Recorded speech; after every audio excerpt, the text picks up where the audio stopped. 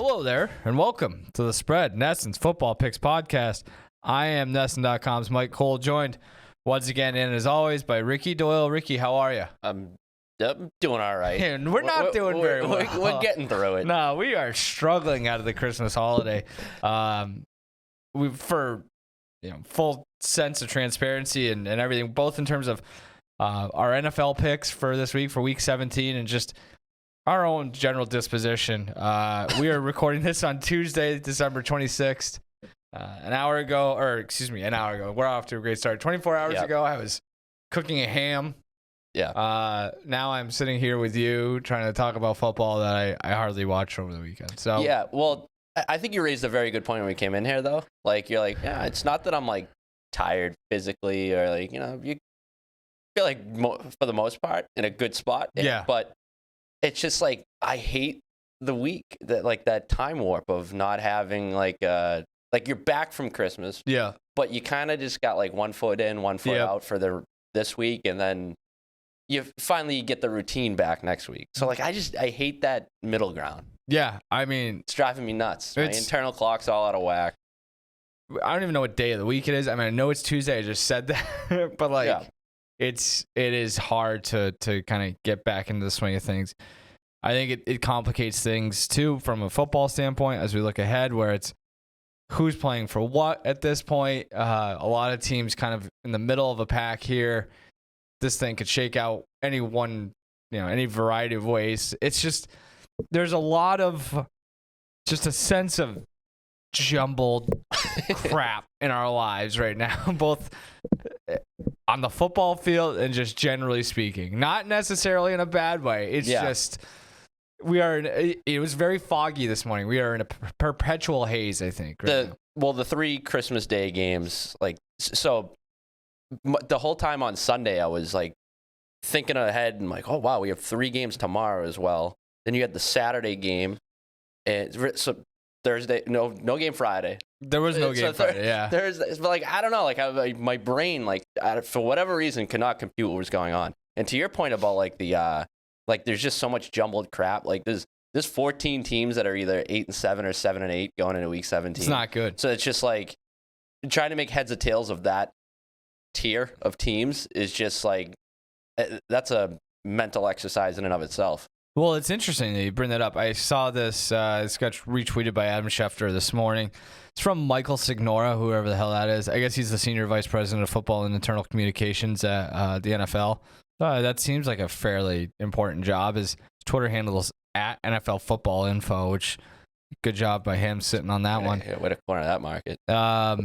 He tweeted this morning, and this kind of went semi-viral. 24 teams are still in contention for a trip to the Super Bowl, is how he put it, which is like the lamest way of putting, saying playoff contention, which ties for the most with 2 weeks remaining in 20 years since a record 26 in 2004. The NFL looks at that and is like, hey, we're awesome. Like, this is great. We have parity. Things are going great. Expanded playoff field. It's all expanded schedule. It's all working. Like, these teams, we have so many, what is that? 24 teams, that is 2/3, 3/4, whatever that is. Yep. What is it? 3/4. Yeah. This is what I'm saying. But like I guess kind of to your point, it's like, but that middle class is pretty big. Yeah. It's well, the middle class is very much alive in the NFL. So a large chunk of that obviously is the wacky divisions like the NFC South, the South, AFC. The two Souths. Souths, yeah.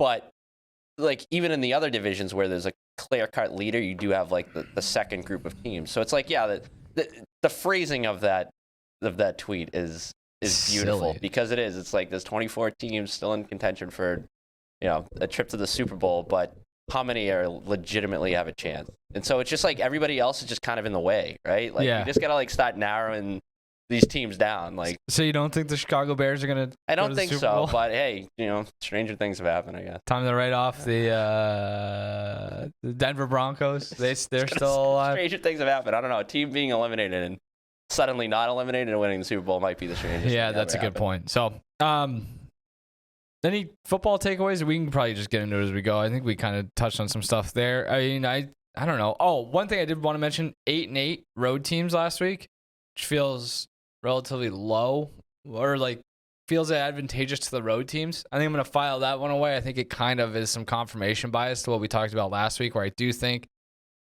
it's easy to say road teams going away on Christmas or Thanksgiving or whatever are at a disadvantage. I actually kind of think maybe the opposite. We touched on that last week. You know you're going to go, and you're going to try to ruin somebody's Christmas. I think the Raiders kind of play that out with the way they played against the Chiefs.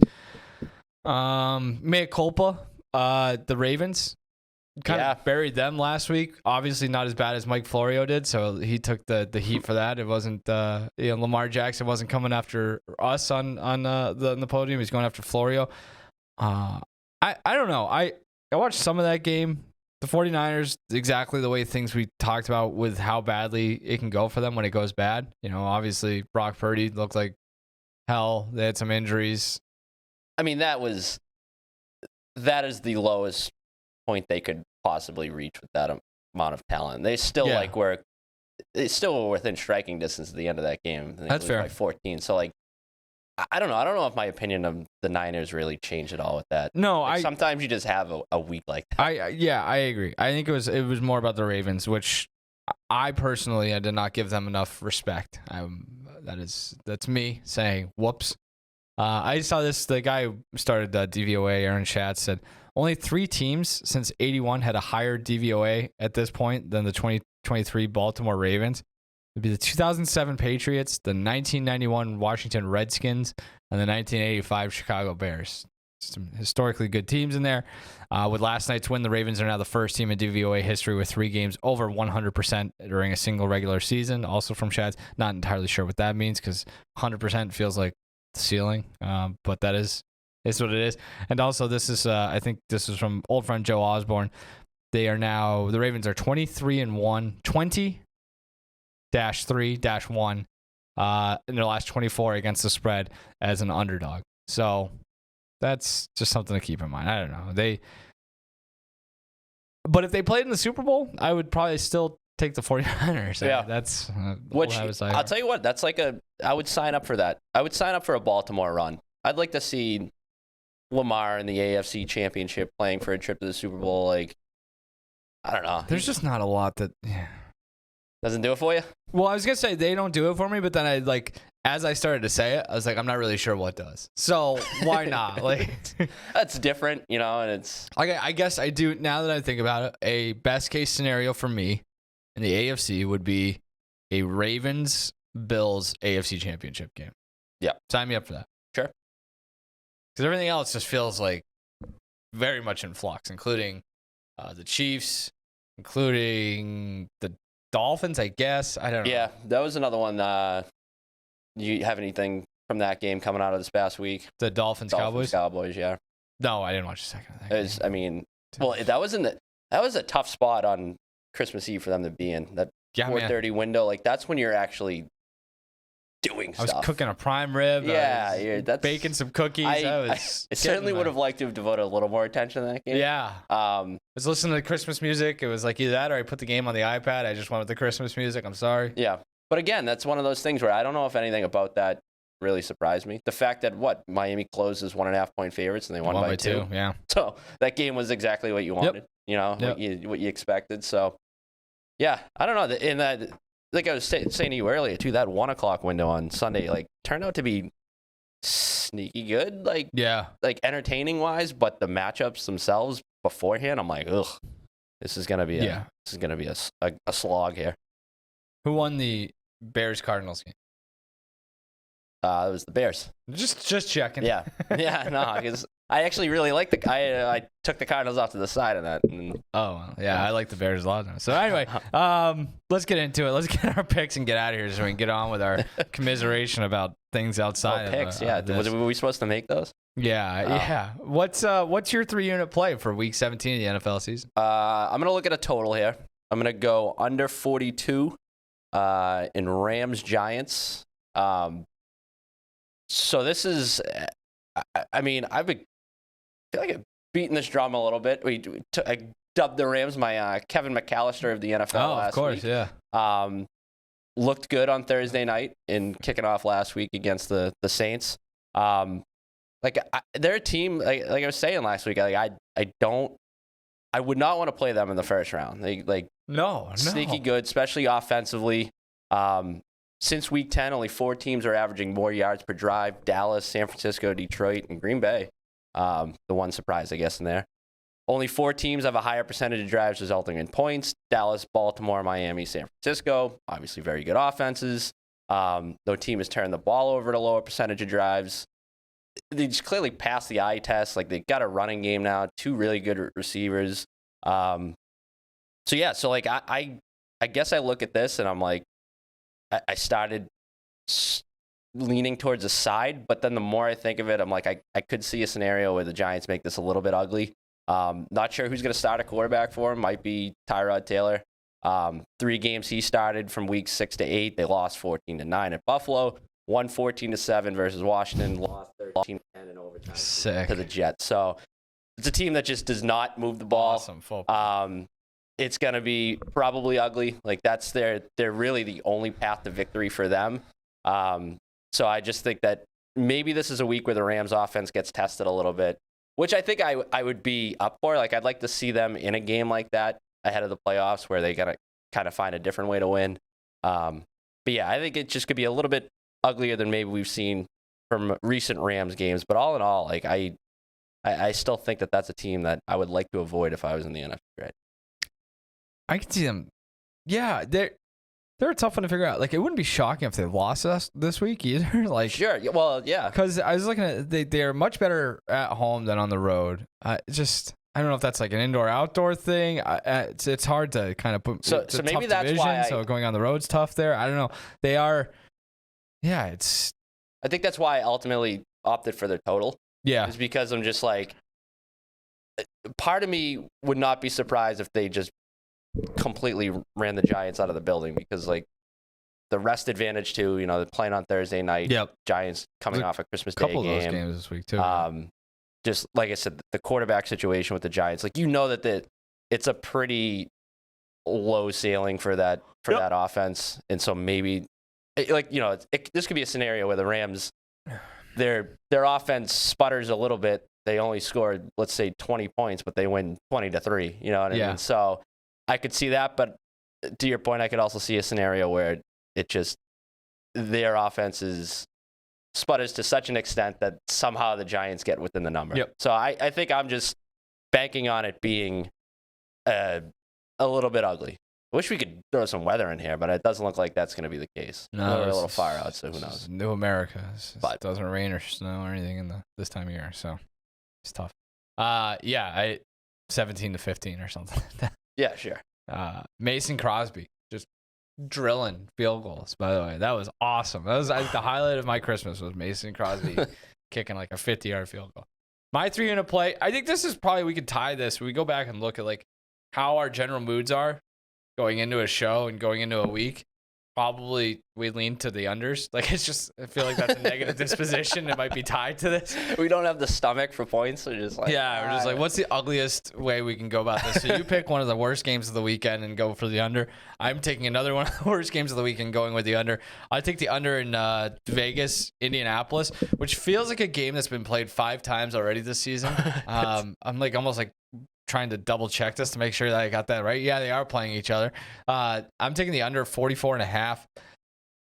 This one, that number just feels high. We've had a lot of games this year that have been 40, 41 points for a total. This just, when I first looked at the matchup, I was like, that feels like one of the 40 or 40.5, 41. And it wasn't. So I'll take the under here.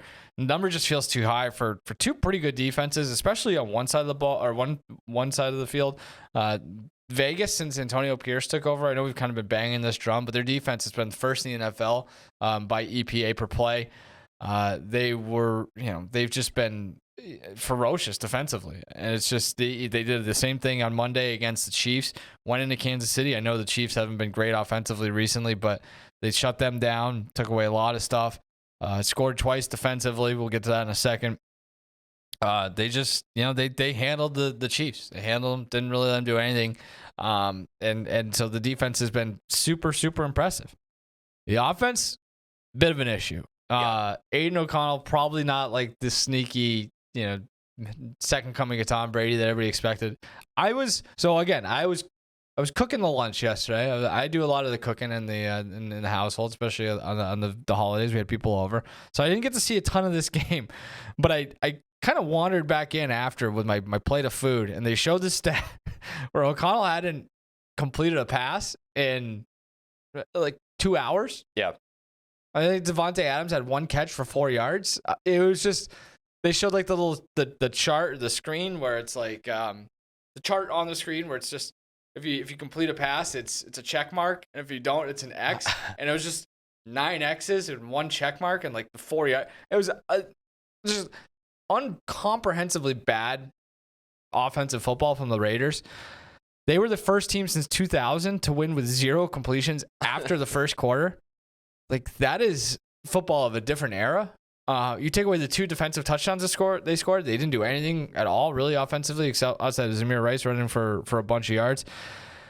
So, like, I think, talking about those defensive touchdowns, they've had 4 defensive scores in their last 3 games. It doesn't feel like that's sustainable. Like, you can't bank on them scoring defensively. Maybe they do again, but it's just, I'm not banking on that. So there goes, 14 points from their equation on Monday, or even if it's 7, if you think they're gonna do it again. So that's, I don't know where their points going to come from. Indianapolis, meanwhile, all kinds of meh, especially offensively. You saw when did they play? Sunday, Saturday? There you go. To the point. But over their final 9, they had a great first drive, and then over their final 9 possessions against Atlanta, they scored 3 points, and averaged 3.3 yards per play. They are just not great offensively. Defense in that same period, since like Antonio Pierce took over, where I said that the Raiders were first, the Colts defense in that time is 10th. It's just like better than Kansas City, for instance, the same Kansas City defense that just stifled the Raiders. So I think this is going to be 17-14 type of deal. 2 teams just banging their heads against each other. Not great quarterback play. And pretty solid defense. So again, it's just, I looked at it felt like a 40. It's 44.5, so I'll go under. Yeah, that was one of my picks last week, was the under in that game, the Chiefs Raiders, and the defensive score. Yeah. So they got there, but like it was, I don't know if it was ever really in question, but like it certainly, it makes you a little bit uneasy when you're like, you got to stop scoring defensively. Because the other part of me was like, before that game, I was looking at some Raiders team totals. Because like, basically the whole premise behind that pick is like, I'm not sure they're going to score offensively. Yeah, right, of course. Sure. Yeah. So it was like 14.5 was their team total. A long look at that under. Didn't pull the trigger, but. It was a span of 7 seconds, too. Yeah. What do we make of the Chiefs? We can get into that a little bit later. Oh, okay. Sure. All right. 2 unit pick. What do I have? What do you have? I take Seattle. Okay. Laying 3.5 at home against the Steelers. I'm getting real sick of picking Steelers games. I don't know. This is another thing. I just keep gravitating. Maybe that's probably part of it. Yeah. The last 2 weeks was on them last week, but again, that was a real matchup play, because it's clear Jake Browning is something about the Steelers that he's, maybe there's one kryptonite, I guess. But yeah, this is a situation where now I'm just kind of looking to fade that Pittsburgh offense. I mean, what they were able to do against Cincinnati wasn't anything that feels like it has the potential to carry over. Sounds like Mason Rudolph's going to get another start in week 17.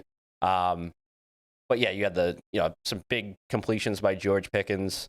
The thing about Pittsburgh too is like, it feels super reliant on turnovers and generating points off turnovers. Sure. Seattle, for all their flaws, like they don't really turn the ball over. I know it didn't look great against Tennessee, but like the second half of that game, Geno Smith started to look more like the Geno Smith we saw for a good chunk of last season. So I just think they're going to be able to do some things offensively. And I feel like it's the half point too. Like I feel like they're trying to throw me off the scent here, and I'm just going to go ahead and lay it with Seattle, because I think they're going to win by about a touchdown. This is a game that I have no opinion on. It's just like, I applaud you, and I maybe I'll just tail you in this week's picks. But yeah, Seattle's a tough one to kind of figure out too, because there's so much. I guess you can say this about both teams, and you kind of just hit on volatility quarterback position for both of them. But the thing with Pittsburgh is they're not good, right? Like, no, they've been in a lot of one-score games. Mm-hmm. So I guess I got that working against me here. But well, no, a touchdown could still be a one-score game. Sure, yeah, Win by 5. But which is could win by 8. Technically a one-score game. Yeah, I don't know. They're another team where like they don't really have what's their identity. Good defense, but like their defense, I feel like I don't even think it's that good. Yeah. Yeah, it's like to the turnover thing. Like when they make the splash plays, it's like but like on a drive-by-drive basis, they give up yards. Like it's not anything that feels like, it's not like watching the Baltimore defense. No, yeah. Or like Cleveland's defense. The whole thing is, wow, they stopped the other team from moving the ball. Like I think the perfect game that really encapsulates the Steelers was that Monday night game against Cleveland earlier this year, where they probably had no business winning it, but they had I don't know if they had 2 defensive touchdowns, but yeah, they were just short fields. Like they're very reliant on that. And they don't have that. They're just kind of a whatever. The whole thing feels kind of MacGyver-y. Like it's just, it doesn't really make sense, but they find a way. So I will not be watching that game. So one game I probably will watch because I live in the market is the Patriots-Bills game. I'm going to take the Patriots getting 12 points on the road in a house of horrors, going to Buffalo to take on the Bills. I have a developing opinion. Hell yeah. The Patriots already know that Bill Belichick won't be back next year. Maybe that's not like the players. Okay. And I don't know if that's been communicated to them. I don't know if they're just reading between the lines. There's a report out today that Belichick has told his staff that he doesn't really expect to be back. So that might be communicated to the players. Maybe I'm putting way too much stock into like 90-second YouTube social media videos that are released from the team. But like, you look at what they did on Sunday night, Christmas Eve. First of all, the win itself, pretty impressive. They were kind of, they fought, built the lead, almost pissed it away. That also could have went sideways from the very beginning. Yeah. And the fact that yes, good point. great point. I could get run out of the building. That stand down there. So, like, a lot of encouraging things there. And then to win the game that they did, the way that they did, finding, they could have just easily, packed it in after pissing away the lead. They didn't. Credit to them. They come in the locker room, and again, it's edited a certain way, but it seemed like, I think one guy said, we won that for you, talking to Belichick. I think, like, they're getting a little bit of a rally around Belichick type of vibe right now. So I think they certainly have no intention of tanking. I think that's pretty clear at this point. So this just feels like a kind of feisty, Patriots team right now. Not that I don't think they're going to go into Buffalo and win, but I think they're just going to continue to play hard, play competitive. I don't think they're going to roll over for anyone, especially for a Buffalo team that they beat earlier this season. That was impressive. And like, I actually was listening to Belichick on the radio on the way in today, and somebody asked him about Ezekiel Elliott and like, what does it say about him that he's been able to really, play hard, play through everything. Even you guys there's been some one-sided games, blah, blah, blah. Like the first thing Belichick zeroes in on in his answer is like, actually, there haven't been that many one-sided games, which was a dickish move to begin with. But you go back and look at it, like, I think those Dallas New Orleans games where they got beat by 35 points in each of them, basically, kind of, that feels like that's been the case the entire season. But since then, they've played 10 games. They've lost by double digits just once since then. It was that Miami game that they lost 31-17. Now, they haven't been competitive in a lot of those games. A lot of those games, the final score wasn't nearly as close as the final score was far closer than the actual game was. But it does tell me that they are the kings of garbage time, or they will find a back door that they can kind of sneak in. So I think that's on the table here. Steelers, right? But they just have not had the splash plays this year, which was kind of a hallmark of that defense for the past few years. It's like if they're able to score on defense and special teams, like they're a respectable team, but it's just for the most part that part of the equation hasn't been there this year. Now it's just like the ugliest sounding scores you'll ever hear. Like if you look at since go back to Germany, 10-6, 10-7, 6-0, 21-18, 27-17, and a 26-23 shootout on Christmas Eve in Denver. So I think it's going to be a lower scoring game. I think it's going to be tight. The Bills, for as good as they've been recently, turned things on. They're just 10 of their 14 games have been one-score games. This is one of the lowest totals on the board, 41, which tells you what we're looking like a 27-15 game if it were to play out that way. I don't know if Buffalo gets to 27. It's far more likely the Patriots can get to 15.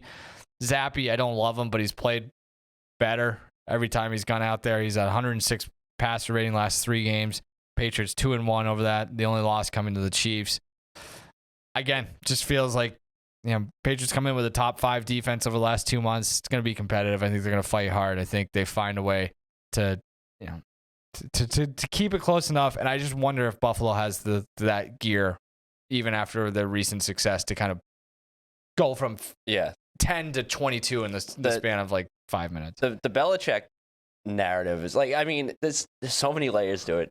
I feel like we've talked about it every week, but it is so fascinating because there is the other part of like, there was a point where it really felt like the team was quitting on him. Like, the game has passed him by. That's sort of like the narrative out there, right? But then like, it kind of feels like if you read some of the quotes and the stuff that comes out of the locker room, it's like the younger guys are the ones that seem to have his back in this whole situation. Whereas like, you think of him, you're like, oh, he can't connect with young players anymore. And any sort of like rumbling of tension or like just other stuff, like it was more the veteran side of the fence, right? Like it's the young players seem to be like they're all in on him. Yeah. And that just adds another component to it where it's like, well, if he is connecting with the young players, like, isn't that what you want your next coach to do as well? Yeah. So I think they're like the most, like the highest floor option for the Patriots moving forward is honestly taking away his ability to call the shots with the roster, basically hiring a GM and keeping him. But like, but there's also what's the ceiling there? I was gonna say we know it's the highest floor, but it's also the lowest ceiling because the volatility. If you miss on the GM pick, now it's like somebody else is making the roster decisions for a guy who is and for an offseason where, to say the least, like this offseason, I don't think it's hyperbolic to say is going to like dictate the next 5 to 10 years of that franchise, right? Like if you have the quarterback decision, especially, like you whiff on that, your cycle's going to start over. So you trust him to be able to do that. Right. Like I said, I think he's gone, but I do think it's becoming increasingly, and I hope this doesn't sound too reactionary, but it would be hilarious if it does go down this way. They kind of run it back. They win one more game at least down the stretch here and put themselves as like the 6th pick, and they run it back with Belichick and Bailey Zappi. Like that's on, like, you know what I mean? That's definitely one of the options still, I think. Which is the worst case like scenario for the long term. Yeah. You're basically kicking it. If you're looking to build anything sustainable, I don't think that's. Somebody asked me about that at Christmas. Like, where do you think Belichick's going to be next year? And I was like, he'll be here. And it's like, we could be having the same exact conversation a year from now. If they haven't made a decision yet, or what, if ultimately he comes back and part of the decision-making process is what happens over these next few weeks. Like if they look at a game Christmas night in Denver and they make a decision based on that, then their problems are even bigger than I even anticipated. Because that is just like, you are directionless at that point. That's the thing. Like, there has been some talk, whether it's real or imagined, about him saving his job. And it's like, no, you can't look at it that way. Like, whatever your direction is, even if it is you're sticking with them, it can't be based on what happens over the next couple of weeks or, this like 5-6 game stretch. Which, if they were going to stick with him. So, like, what are you going to see here that. Using all that logic, they should have already announced it then. One way or the other, yeah. No, like... Oh, yeah. If, like... You know what I mean? If... give him the weeks 18 send-off. Like, it's just... If you knew what his... No, but, like... So, like, we're saying that these games shouldn't matter. Right. But, like, let's say there's a world where they are thinking that way. These games don't matter and have already decided that Belichick's coming back next year. They should have announced it. The fact that they haven't makes me think that he's done. Yeah. Yeah, I guess. And again, the way that they are reacting, the way that they're talking about it, does feel like, hey, we're playing for this guy to send him out on a high note. Maybe I'm an idiot. I mean, I am an idiot, so maybe I'm wrong, but whatever. What's your 1 unit play? 1 unit. What is my 1 unit play? Let's take the Bucks, laying 2.5 at home against the Saints. I don't really have much on this game, to be honest with you. This is what I don't want to spend too much time on the NFC South, but the Saints for me, like, obviously Tampa Bay is trending in the right direction. Yeah. I look at the Saints, like, they've been the same team all year for the most part. Like, they've had some injuries and whatnot, but, like, I don't know. Their defense is good enough to shut down offenses that aren't good. Like, you look going into that Rams game on Thursday night, like, I think they allowed 6 points in back-to-back weeks against Carolina and the Giants. So, like, they have that ability to, when they're punching down, they can take care of business. But the second they're staring somebody in the eye or looking up at somebody, it's like, what is this team? So I don't have a ton of faith in them offensively, especially. I don't know. Tampa's another team. Like, they're going to end up hosting a playoff game here. And, like, I know. It's wild. But the fact that they've dealt with injuries as well, and they've sort of managed to overcome them, and now they're getting healthy at the right time. Like, I don't know. That's another team in the first round that, like, if nothing else, could be a pain in the ass for whatever matchup they end up having. So, yeah, I think this is just kind of one of those divisional coin flip games. Give me the home team and a number lower than a field goal, who's just ultimately the better team as well. Baker Mayfield's been good. Really good, yeah. I mean, especially when he goes up against Joe Barry. Todd Bowles, 25-1 to win Coach of the Year. Should be lower. I'm not going to bet it because I just feel like it's Coach of the Year is a racket. I hate that market where it's just you only like, let's just call it Rookie Coach of the Year or Adversity Coach. I guess Kevin Stefanski is the favorite, so that kind of throws away my rookie theory.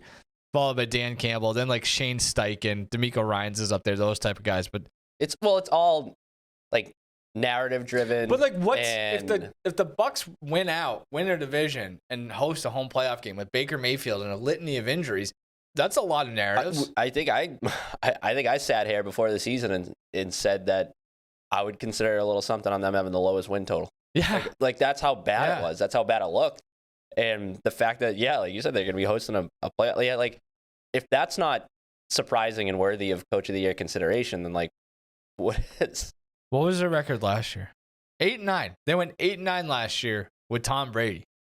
Yeah. They're going to go at least, 9-8 probably with Baker Mayfield, maybe even better. Yeah, that's Todd Bowles. Put some respect on his name.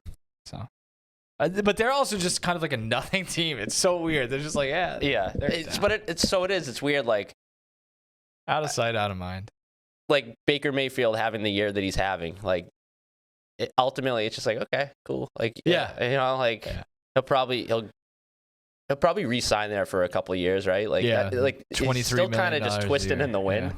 Like, it's just, I don't know. Like, they feel like they're in a transition period, but they're also a pain in the ass. So like, I guess they're like almost like what the Patriots were a couple of years ago, right? Like, yeah, definitely. Well, and it's just like it's a bad division too. So that so I guess that things. Looking back, like that was probably an oversight on my part. Our part, I don't know what. Yeah, I'd have to check the tape, but like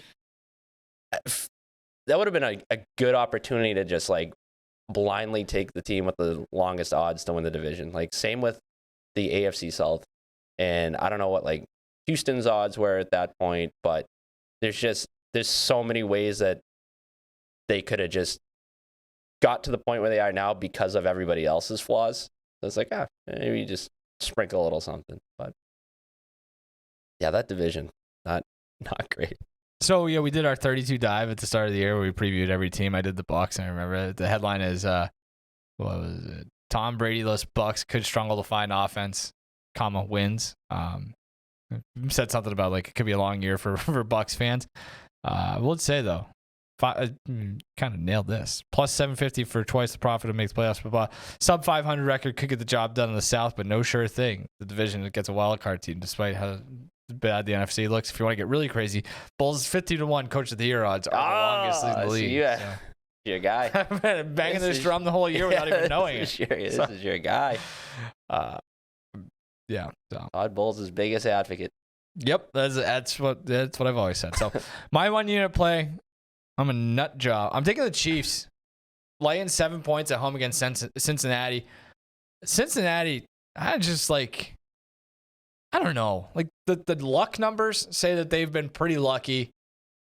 They're just overall metrics aren't terribly impressive. They've lost their quarterback, and Jake Browning's been fantastic, obviously, but I wonder if we're starting to finally see some of the cracks with him last week with 3 interceptions against Pittsburgh. They have allowed the 9th most sacks this season, 41. They can't run the ball, so I think they have offensive line issues. Steve Spagnuolo should be able to expose both of those deficiencies. I think he's the kind of, I think maybe you can kind of attribute this as well. Last week, you get these veteran defensive coordinators or defensive-minded head coaches and start kind of really messing with a kid like that once there's enough on tape. I think Spagnuolo and the Chiefs have the opportunity to do that. Cincinnati, they're technically still alive, but that kind of felt like a last-ditch effort. Now it's like, hey, we did, this was fun. We really tried, but now we're ready to fall apart. They just don't have the talent that, I was going to say the Chiefs have. The Chiefs probably have a bit of a talent deficiency at this point too, but I look at that, I'm like, I don't know. And this was, I do wonder if the Bengals have used all of their energy to kind of withstand the Burrow absence. And I just think too, I will say a lot of this is narrative based, where it's like, I think now is a good chance to try to fade the rest of the world, where everybody's going to talk about the Chiefs being broken. Everybody's going to talk about the fact that they've lost 3 straight at home, which is insane. I even saw somebody mention, there's a 7% chance that they miss the playoffs outright, which is wild to think about. There's going to be a rest talk. They played on Monday.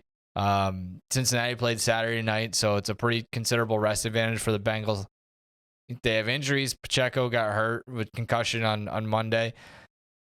All that being said, I do think that there's got to be a Mahomes game somewhere, a Mahomes/Andy Reid game. I think it could be here on the backs of a really, really strong defensive effort. They don't even need to score a ton of points. I think they could win 20-10, cover the number, and just get back to a spot where they feel a little bit better about themselves. If they win the game that you expected them to win on Monday, which obviously they didn't, but if they had, this number is 8.5, 9, 10 maybe. So I just think it's a spot to buy relatively low on the Chiefs and live with the consequences if it doesn't get home.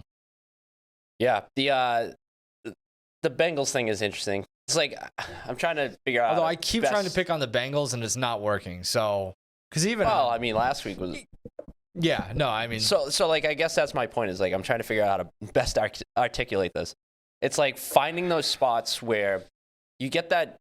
It's kind of no different than a coaching change where you get the early jolt. Yeah. When the backup comes in, especially for good teams, and maybe it lasts 3-4 weeks even, but at some point, more often than not, it feels like that regression's coming. The tape shows up. And it's this is why that guy's a backup. It's coming. Yeah. And then I feel like from that point on, it's you still have a little bit of a window there, 2 or 3 weeks of people not totally being out on them. I think of it with somebody like Josh Dobbs earlier this year, right? Where it's a good one. Everybody is how the hell did you miss on Josh Dobbs? And it's I don't think Josh Dobbs is that great. Even staying in Minnesota, Nick Mullins, we're you're Nick already Mullins. Seeing that with they might not even play him on Sunday. Yeah, and you'll get the 1 week little boost, and then the bad matchup. You get a bad matchup, which Cincinnati had last week, and you're that's the reason that he was a backup. Mm-hmm. Which that's the thing, right? When you're dealing with sample sizes so small throughout the course of a season. He's a great, I think he's a really good backup, but it's you don't sign a backup to play 8 games or whatever. It's not. Yeah, you can win with them. Yeah, but that shouldn't be the expectation. Shelf life's limited. As an outside observer, where you're putting your hard-earned money on it, I would stay away from situations. Where do you think the Chiefs rank in the NFL DVOA overall? 9th. They're 5th. Oh. Offense is 6th, defense is 9th. Special teams 8th. I do lean too heavily on the numbers sometimes because I just don't watch it. Like it's hard to watch the entire league. That feels maybe a little bit high. I don't know. What do you think about the Chiefs? You asked me that. I'm turning around and asking you. We kind of talked about this with the AFC thing too. Neither of us were talking about them being when the dust settles. Sure, but it's like would it shock me if all of a sudden things start clicking offensively? No. So, like, I think they're better positioned, obviously, defensively than they've been probably at any point in this run that they're on.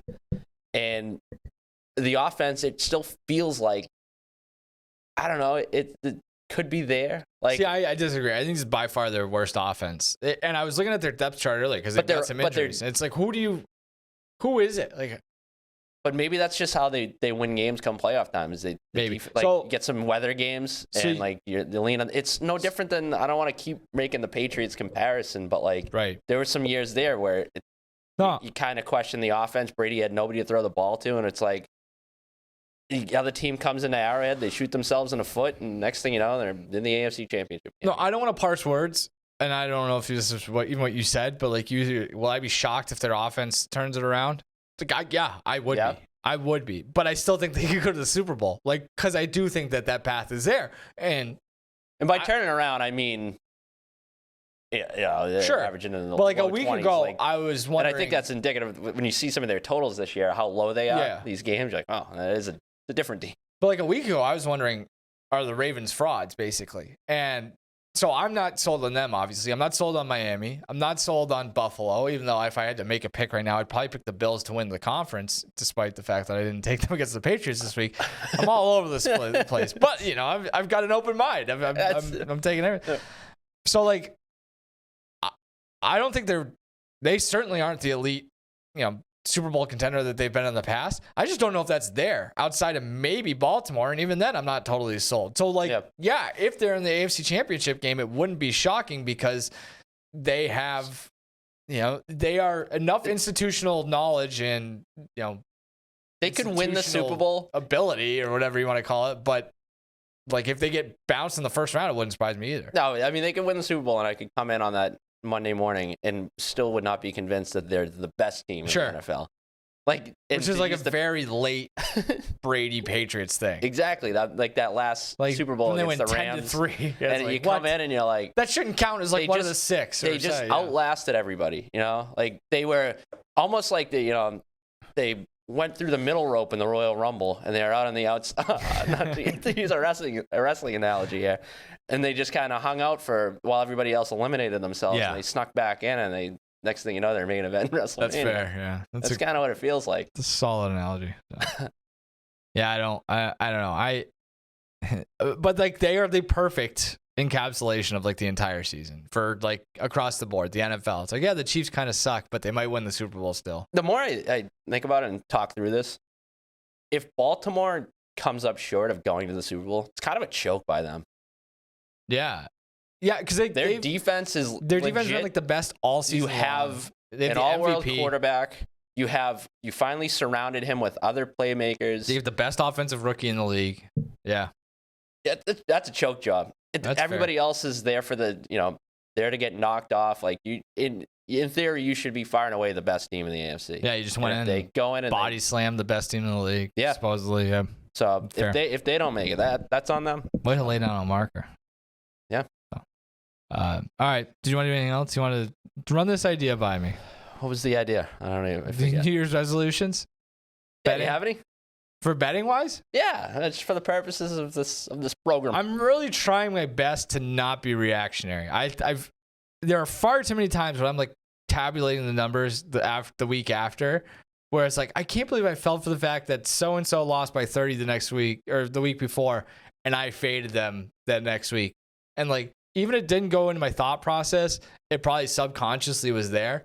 And I think right now, especially in a year like this, where parity is as strong as it's ever been, and we talked about it earlier, there are 24 teams still in Super Bowl contention.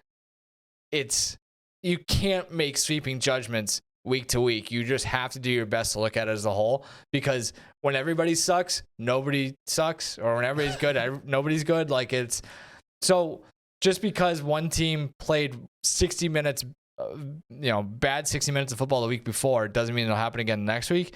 And no, I'm not the squarest of squares, so I fundamentally understand that. I think I need to do a better job of reminding myself while going through my process.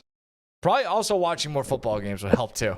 The thing is, but then you start analysis paralysis, because it's like you're overreacting to your own overreactions. And no, but I think so.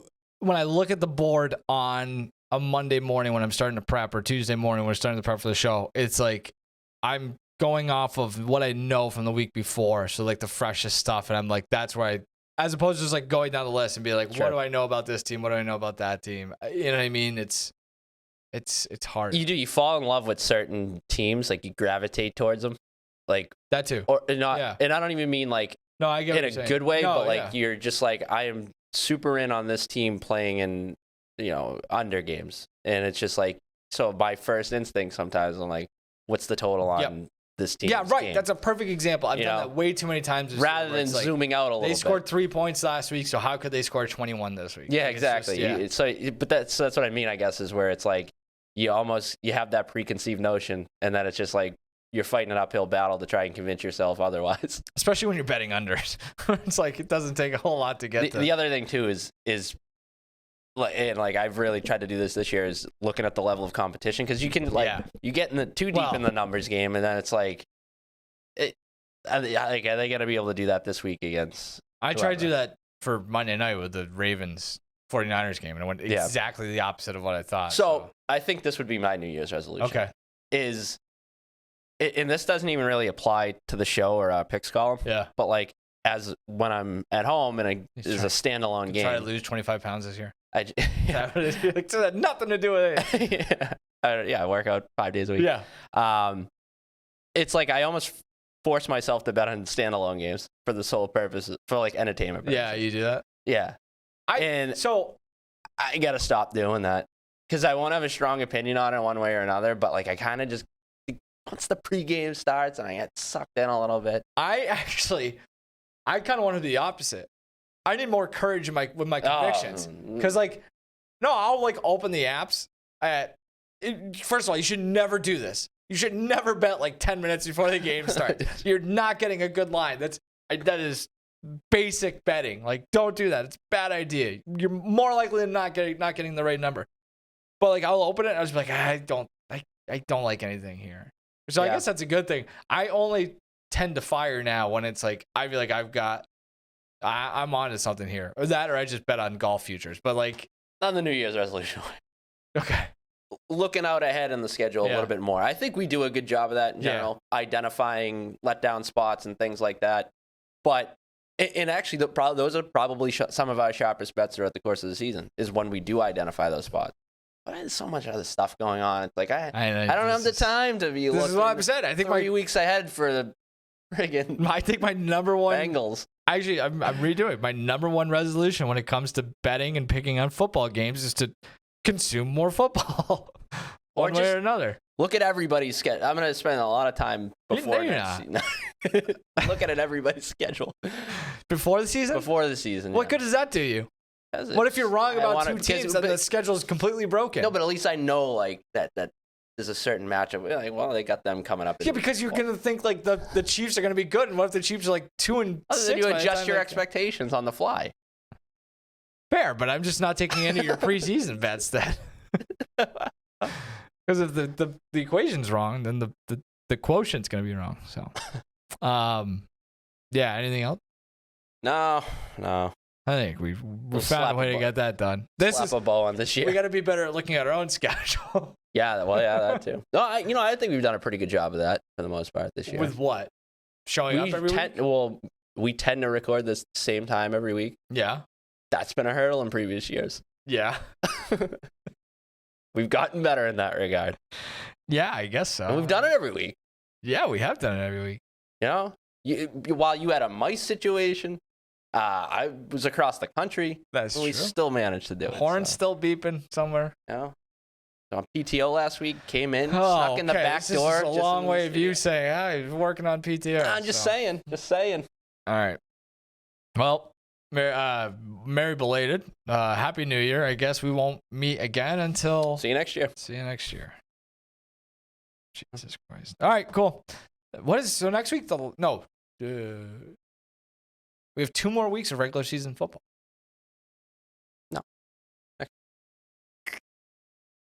No, it's this week and next week. Oh, okay, yeah. Well, we already did this week. Well, I'm just saying the football itself. Right. So, and then it's on to the playoffs. Oh my goodness. We'll have to figure out what we're going to do for that. Yeah, I'm looking forward to it. So, all right, cool. That is Ricky. I am Mike. This has been the Spread, NESN's Football Picks podcast. Thank you for joining us.